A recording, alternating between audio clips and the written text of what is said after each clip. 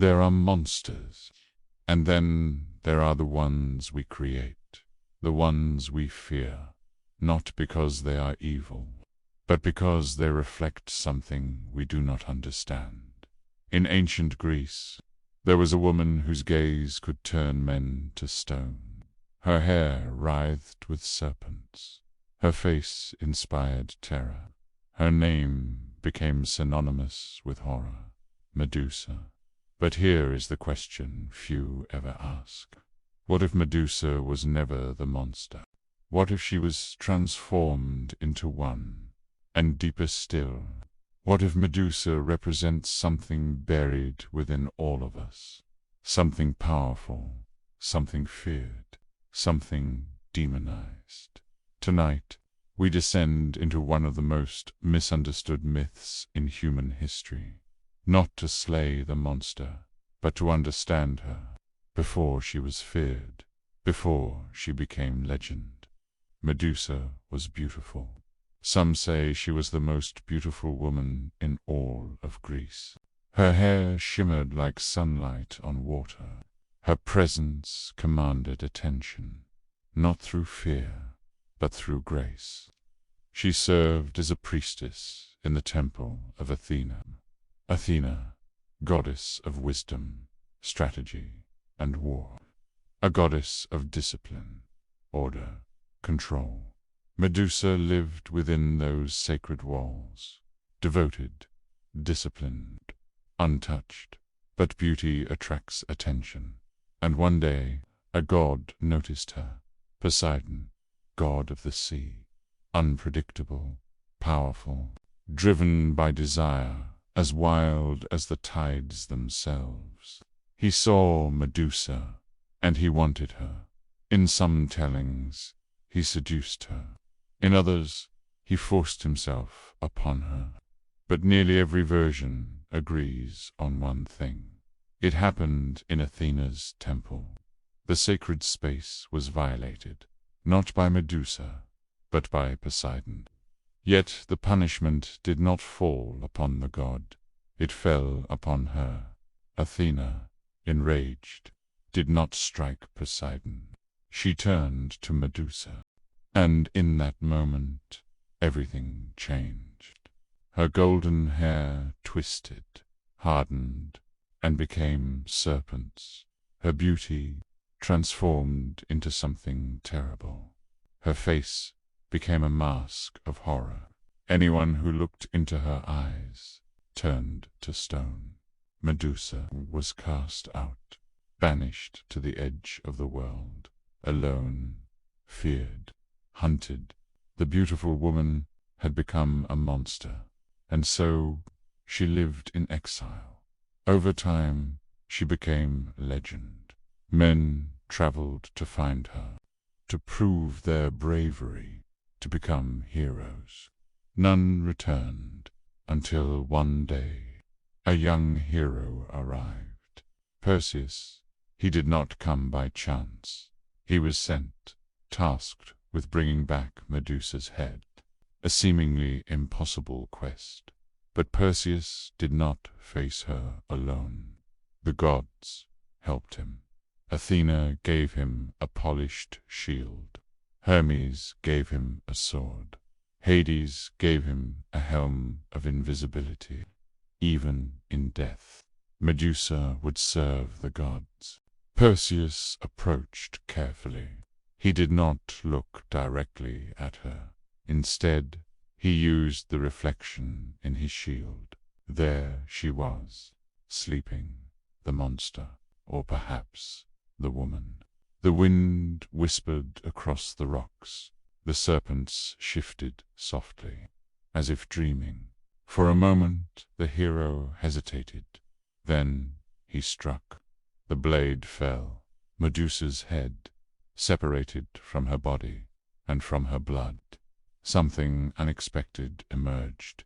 Pegasus, the winged horse, born not from life, but from death. Perseus took her head and left. Even in death, Medusa remained powerful. Her severed head still turned enemies to stone. Eventually, Perseus gave the head to Athena. The goddess placed it upon her shield. The monster had become a weapon, and Medusa was silent forever. But mythology does not end with the story, because myths are not about monsters. They are about us. In Jungian psychology, Medusa represents something deeply important. She represents the demonized feminine. Carl Jung spoke of the anima. The anima is the feminine part of the male psyche. Emotion, intuition, sensitivity, creativity, vulnerability. Every man carries this within him. But here is the problem.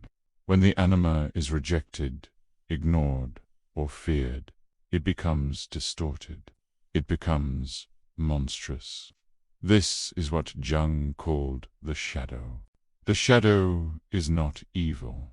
It is simply the parts of ourselves we refuse to accept. Medusa is the feminine shadow.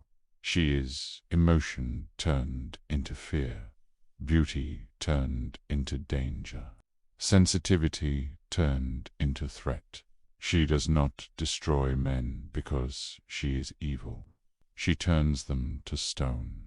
Stone, rigid, frozen, unable to move. Psychologically, this is powerful. When we fear emotion, when we reject vulnerability, we become rigid. We become emotionally frozen. We turn to stone. Medusa's gaze is the gaze of what we refuse to face. And Perseus does not defeat Medusa by attacking her directly. He uses reflection, a mirror. This is deeply Jungian, because in Jungian psychology, individuation, becoming whole, happens through reflection. You cannot confront your shadow directly at first. You must see it indirectly, carefully, gently. Perseus survives not through strength, but through awareness, through reflection, and even more fascinating. From Medusa's death comes Pegasus, the winged horse, a symbol of inspiration, imagination, transcendence. This is the Jungian truth. When you confront your shadow, when you face the demonized parts of yourself, something new is born. Creativity, freedom, transformation. Pegasus is what emerges when we integrate the shadow. But there is something even deeper. Medusa was punished for something done to her. This reflects a timeless human pattern. Fear of feminine power, fear of emotion, fear of transformation. Throughout history, what we do not understand, we label as dangerous. We demonize it. We exile it, just like Medusa. But mythology whispers something else. The monster was once human, and perhaps still is. You have felt this before. The part of yourself you hide, the emotions you push away, the vulnerability you fear. We all have. Sometimes we turn our own feelings into monsters. We exile them. We avoid them. We fear them. But Medusa reminds us of something important. The things we fear often hold the key to transformation. Perseus did not conquer Medusa through brute force. He faced her carefully, reflectively, and when he did, Pegasus was born. So maybe the question is not, what monsters must you defeat, but what part of yourself have you turned into one? Because sometimes the monster is simply a wounded part of you, waiting to be understood. If this story resonated with you, if Medusa made you reflect, even for a moment, then you're already walking the path of understanding. Here, on the Mythic Mind, we explore the ancient stories that still live within us. Because mythology is not just about the past, it's about the human soul. Subscribe and join us as we continue uncovering the myths that shaped who we are and who we are becoming. Until next time, the stories are waiting.